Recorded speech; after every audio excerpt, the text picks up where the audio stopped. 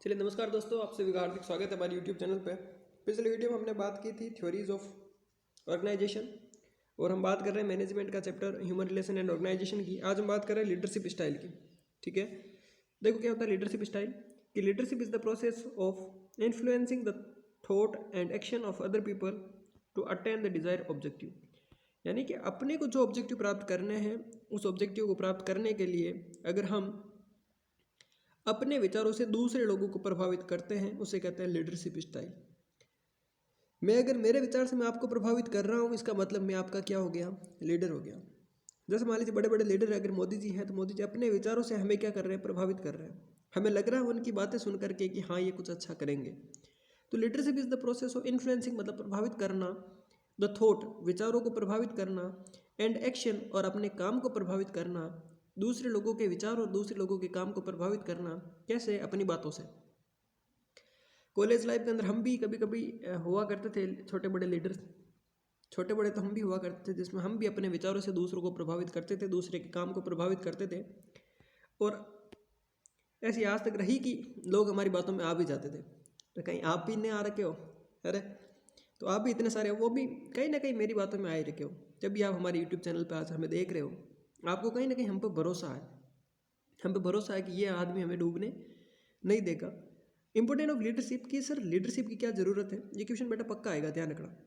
The three main qualities expected of the labours of leader are, leader की तीन main quality देखी गई है। पहली होती है मोटिवेटिंग एम्प्लॉय, कि जो अपने एम्प्लॉय होते हैं उन्हें मोटिवेट करें। कहते हैं कि मोटिवेशन की कितनी बड़ी ताकत है मोटिवेशन के अंदर। कहते हैं एक बार एक, मेरे हिसाब से शायद हिटलर था, तो हिटलर की जो सेना थी वो चारों ओर तरफ से गिर गई थी। तो एक आदमी गया और कहा कि सेनापति हिटलर साहब, हमारी सेना आज तक इतिहास में ऐसा हुआ है कि इतिहास में आज तक ऐसा नहीं हुआ जैसा आज हो गया। बोला क्या हुआ? कि साहब अपनी सेना तो चारों तरफ से गिर गई है, सारी सेना टेंशन में। देखो वो मोटिवेशन लीडर, हमने खुद ने भी ये सुनी है कहीं से, इसलिए हम आपको बता रहे हैं। हिटलर ने कहा कि आज तक ऐसा कभी नहीं हुआ तो आज ऐसा होगा जो आज तक कभी नहीं हुआ। तो साहब ऐसा क्या करेंगे? तो चारों तरफ से गिर गए है ना, अंधाधुंध फायरिंग कर दो, मरे वो नहीं के मरेंगे। चारों मेर से फायरिंग कर दो, चारों तरफ से फायरिंग कर दो, जितने भी मरेंगे उनके ज़्यादा मरेंगे, अपने तो कम ही मरेंगे। इतने दिन तो निशाना साथ साथ के फायरिंग करते थे, अब तो वो होता मोटिवेशन लेवल। सेना में एक तरीका जोश आ गया, जिसका लीडर मजबूत। अगर देश की अर्थव्यवस्था घाटे में जाती है तो देश का अगर प्रधानमंत्री कह देता है कि कोई टेंशन की बात नहीं है, अभी देश अब सुरक्षित है। मान लीजिए अगर आप हवाई जहाज़ में यात्रा करते हैं और हवाई जहाज़ में यात्रा करते वक्त अगर आपका पायलट बोल दे कि भैया बात यह है कि अच्छा आपको कुछ टाइम ले रहा हूँ, पर इन चीज़ों से मैं आपको गारंटी देता हूँ सारे के सारे टॉपिक समझ में आ जाएंगे, क्योंकि मैंने आगे इन्हीं के एग्जाम्पल दिए हैं। तो अगर वो हवाई जहाज़ वाला बोलता पायलट कि यात्रीगण कृपया ध्यान दें, यह हवाई जहाज़ है जो इसका एक इंजन फेल हो चुका है और ये अपने कभी भी धरातल पे आ सकती है, तो सारे यात्रियों में हड़कंप पहुंच जाएगी। होता कि नहीं होता? और अगर वही मान लो इंजन खराब हो गई, हवाई जहाज़ पलट रही है, और अगर वो वहाँ पे ऐसा बोल दे कि कोई घबराने की ज़रूरत नहीं है, विमान तो ऐसे ही घूम रही है, एक इंजन थोड़ी सी मिस्टेक आई थी, कोई टेंशन की बात नहीं है, दूसरा इंजन एकदम रेडी है, वो चालू हो रहा है, तो थोड़ी सी नीचे ऐसे घूम घूम के वापस हवाई जहाज़ सही हो जाएगी। तो लोगों में क्या रहता है, हाँ विश्वास रहता है, हाँ भाई। और आपने वो देखा ना, सर्कस देखा कि नहीं देखा, कैसा होता है? देखो मैं बताऊँ क्या क्या क्वालिटीज़, ये क्वालिटीज़ भी आपको इस एग्जाम्पल से समझ में आएगी।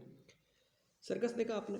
सर्कस के ऊपर क्या होता है कि एक लड़की अपने आंखों पे पट्टी बांधती है और सामने एक लड़का होता है खड़ा, और उस लड़के के सिर के ऊपर मान लो एक छोटी सी सेव रखी हुई होती है, और लड़की चाकू फेंकती है, और चाकू फेंकती है वो सेव क्या होती है, कट हो जाती है। अगर वो लड़की उस लड़के के कान में धीरे से बोलती है कि ऐसा कर, तू खड़ा रहना, आंखें बंद कर लेना, मैं ट्राई करती हूँ, चाकू लगा तो ठीक है वरना मामला गंभीर हो सकता है। बताओगे लड़का खड़ा रहेगा क्या? नहीं रहेगा। लड़का खड़ा रहेगा? नहीं रहेगा। और अगर लड़की ऐसा बोले, अरे टेंशन मत ले भाई, आज से पहले 1000 बार ऐसे चाकू फेंके हैं, आज तक कभी निशाना नहीं चुका, आज क्या चुकेगा, मेरा तो कला है, मेरे तो हाथ में है, मैं तो ऐसा चाकू फेंकती हूँ कि सीधे एप्पल ही कटेगी, टेंशन मत ले, 1000 एक्सपेरिमेंट मैंने कर रखे। वो होता मोटिवेशन। नहीं भी कर रखे अगर उसने बोल दिया ना, वो होती है मोटिवेशन की पावर। समझ में आई कि नहीं आई? अब समझ गए आप? तो motivation is the necessary for the work performance. अगर वर्क की परफॉर्मेंस बढ़ानी है तो क्या जरूरी है? Higher the motivation better the performance. अगर बहुत ज़्यादा मोटिवेशन मिलेगा तो बहुत ज़्यादा परफॉर्मेंस आएगा। क्रिएटिंग कॉन्फिडेंस, लीडर का पहला काम होता है मोटिवेशन डेवलप करना, दूसरा होता है कॉन्फिडेंस डेवलप करना। A good leader create a confidence in his followers by directing them with advice obtaining good result in organization. ठीक है, मतलब क्या होता है कि एडवाइस दे करके, उन्हें गाइड करके, उन्हें मार्गदर्शन करके क्या मिलता है? कॉन्फिडेंस डेवलप करवाता है। Building morals, moral is expressed is the attitudes of the employ toward the organization and management however it is manifested through the voluntary cooperation. कहने का मतलब होता है, आपने कभी वो सुना होगा ना, वो शेयर मार्केट वाले, तो कभी शेयर मार्केट वालों कभी आपने वो देखा होगा ना, नाम भूल गया यार, वो अपनी कंपनी का प्रचार करता है घर घर जा करके, हमारा प्रोडक्ट अच्छा है, वो है।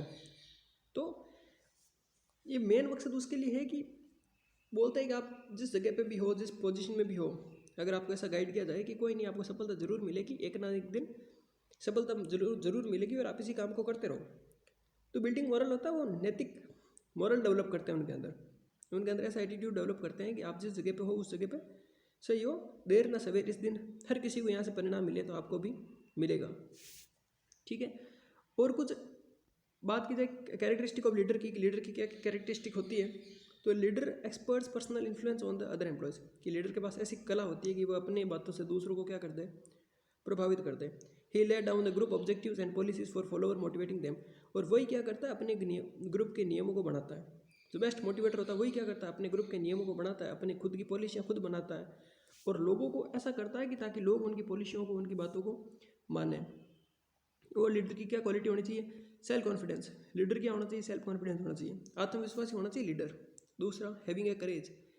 अभी देखो सेल्फ कॉन्फिडेंस का अगर आप आगे खुद अपने हिसाब से लिख देना है ना, लीडर के पास क्या होना चाहिए? करेज होना चाहिए, उसके पास साहस होना चाहिए कि भाई कोई भी परिस्थिति आई है तो मुझे संभालनी, मैं संभाल लूँगा, या नहीं खुद घबराए जाए, अरे अब क्या होगा, अरे करता है ना वो, इसका मतलब समझ लेना। हाँ, ट्रुथफुल, विश्वसनीय होना चाहिए, झूठ नहीं बोलना चाहिए, क्योंकि अगर आपको पता है ना एक बार झूठ बोल गया फिर लोग उसका विश्वास नहीं करेंगे।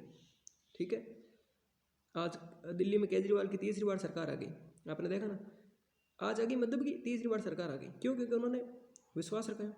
मोदी जी की भारत में वापस सरकार आ गई दूसरी बार, क्यों? क्योंकि उन लीडर पे हमें क्या है? विश्वास है।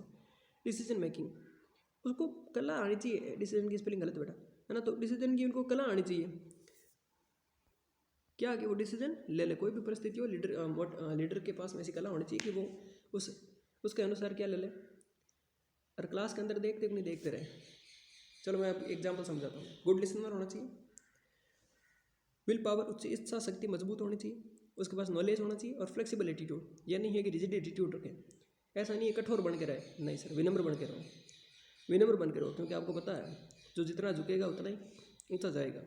बुलंदी देर तक किस शख्स के हिस्से में रहती है, ऊंची इमारत सदा खतरे में रहती है। जितनी ऊंची इमारत है सब खतरे में रहती है, इसलिए कभी भी जीवन में अक्कड़ कभी मत रखना। कैसे रखो? हमारे जैसे रहो ना, मस्त बिंदास झुक करके, हैं। तो कहने का मतलब है, अब जैसे अपन क्लास में देखा होगा, सेल्फ कॉन्फिडेंस, करेज, विश्वसनीय, decision making, flexible attitude, knowledge, will power, good listener. एक लड़का होता है क्लास में, बोलता है टेस्ट होगा भाई, नो टेंशन रहता है, अरे कुछ नहीं रहे, देखा जाएगा। समझ लो सबसे बड़ा लीडर वही है, सब उसको कला आती है, उसके अंदर सेल्फ कॉन्फिडेंस है। हाँ, काट ले नंबर 6। वो बेचारी मैडम सर चिल्लाते रहते हैं, अरे भाई देख, अगर आपने इंटरनल में नहीं लिखा तो हम आपके इतने नंबर नहीं भेजेंगे, कोई फर्क नहीं पड़ना वाला, उसको काट ले। और करेज होना चाहिए, साहस होना चाहिए कि हाँ, मुझे टीचर जब डांटेंगे तो मैं उनकी बात को सुन लूँगा। ये नहीं होना चाहिए दूसरों पर इंजाम डाल दें, सर इसके बहकावा में मैं आ गया। अपने विचारों से दूसरों को बहकावा में लाने वाला चाहिए। डिसीजन मेकिंग, अच्छा निर्णय ले, ऐसा निर्णय ले जो पूरी क्लास के लिए भलाई हो, है ना। 4th ईयर में भी कुछ बच्चे पढ़ाई करते हैं, कोचिंग ज्वाइन करते नहीं है। फ्लेक्सिबल एटीट्यूड फ्लेक्सिबल रखें, मतलब कि अगर किसी भी बच्चे की अगर क्लास में हेल्प चाहिए तो वो बिल्कुल करें।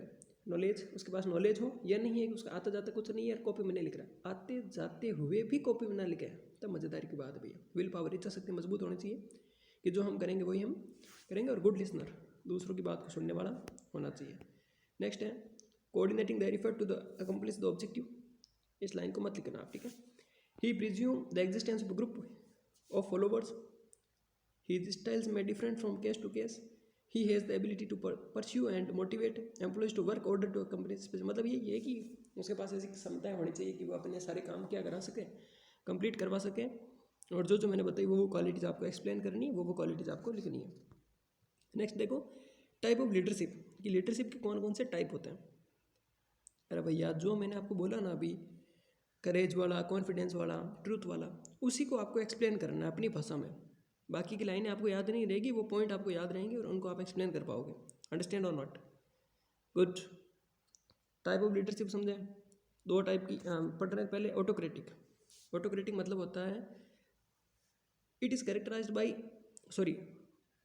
Authoritarian leadership is characterized by insistence on obedience to authority. The leader assume complete control over the decision and activities of the group. Worker follow the rule. I will decide, you will do. कहने का मतलब है autocratic theory सिर्फ यही को समझना आप कि ऑटोक्रेटिक थ्योरी ये कहती है, ये थ्योरी कहती है कि लीडर ही डिसाइड करेगा क्या करना है। अरे भैया 40 बच्चों की क्लास में एक लीडर होता है कि नहीं होता है? होता है। हालांकि आजकल तो 2-3 होते हैं, पहले एक ही होता था, वो डिसाइड करता था क्या कुछ करना है। यूनिवर्सिटी के अंदर देखा छात्र संघ अध्यक्ष थे, वो क्या करते हैं, डिसाइड करते हैं। ठीक है, लीडर डिसाइड करता है करना क्या, और बाकी वाले उसको क्या करते हैं, फॉलो करते हैं। अंडरस्टैंड? तो जो डिसीजन लेगा वो कौन लेगा, लीडर लेगा, बाकी वाले उसको फॉलो करेंगे। अरे भैया कॉलेज के अंदर डायरेक्टर जो लीडर है वही डिसीजन लेगा, बाकी वाले सब उसको फॉलो करेंगे। ये कौन सा हो गया, ऑटोक्रेटिक। हिटलर कहता था कि मैं कहूँगा वही आप फॉलो करोगे, तो वो क्या, ऑटोक्रेटिक। नेक्स्ट होता है बेटा डेमोक्रेटिक। डेमोक्रेटिक मतलब यह होता है, इसके अंदर क्या करता है, we will decide and we will do. हम ही डिसाइड करेंगे, हम सब मिलके डिसाइड करेंगे, हम सब मिलके काम करेंगे। ये लीडरशिप स्टाइल कहलाती है democratic participants. Democratic leaders offers guidance to group member. Participant reflect a mental and emotional condition of a person in a group situation which encourage him to communicate to group goals and share responsibility. इसमें लोगों की भावनाएं भी समझी जाती है, लोगों के इमोशंस भी समझे जाते हैं। इस थ्योरी का मेन ये मकसद है कि ये थ्योरी कहती है कि हम सब मिलके काम करेंगे और इसमें निर्णय हम सब का होगा। यानी कि भारत एक लोग, India is a democratic country in which all the people have right to, sorry यार डेफिनेशन गलत होगी। India is a democratic country, ठीक है, for the people, of the people, to the people, by the people, वो बातें हैं यहाँ पे ना। लोकतंत्र है, लोगों का तंत्र है, लोगों के द्वारा चलाया जाएगा, लोगों के लिए है। तो कहने का मतलब है ऑटोक्रेटिक, डेमोक्रेटिक मतलब समझ में आ गया। नेक्स्ट होता है delegation. It means giving complete freedom to subordinates decision making by worker but leader is responsible for any mistake. Delegative और फ्री रेंज के अंदर क्या होता है कि सारी की सारी जो शक्तियाँ हैं वो लीडर क्या करता है, निचले वाले स्तर वाले लोगों को बोलता है कि आप सब के सब नियम बनाओ, आप क्या करो, नियम बनाओ। आपके नियमों को, या फिर ऐसा समझ लो कि ऐसा बोलता है कि आप सब प्लानिंग करो, आप सब काम करो, ठीक है, आप सब मिलकर के निचले वाले स्तर वाले काम करो। In this style once the managers policies program limitation actions entire processes left to subordinates. यानी कि सब के सब काम किस पे छोड़ देता है, वो सबके सामने किस पे छोड़ देता है, निचले वाले स्तर के लोगों पर। जब उसे पता है कि भाई मेरे जो नीचे बैठे लोग हैं वो सब नॉलेजेबल हैं, अकाउंटेबल हैं, ट्रस्टफुल हैं, करेज वाले भी हैं, तो उनको बोलता है आप नीतियाँ बनाओ, नीतियों को मुझे बताओ, पर ये ध्यान रखना इसके अंदर जिम्मेदार रहेगा वो कौन रहेगा, लीडर रहेगा। अगर कुछ भी गलती होती है तो इसमें जिम्मेदार व्यक्ति कौन रहता है, लीडर रहता है। ठीक है, तो ये हो गई theory number 3 free rein. Next बात करते हैं classical doctrine theory. It is the oldest theory, ये एक प्रकार की ओल्डेस्ट थ्योरी है। It in the study of organization को स्टडी करने के लिए भी एक सबसे पुरानी थ्योरी है। इट फोकस ऑन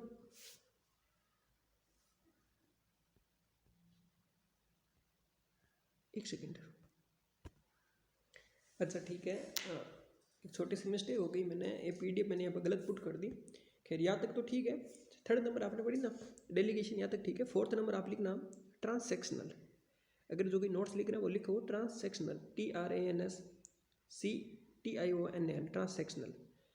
इसमें लिखना है अंदर कि leader will decide the work and distribution to worker.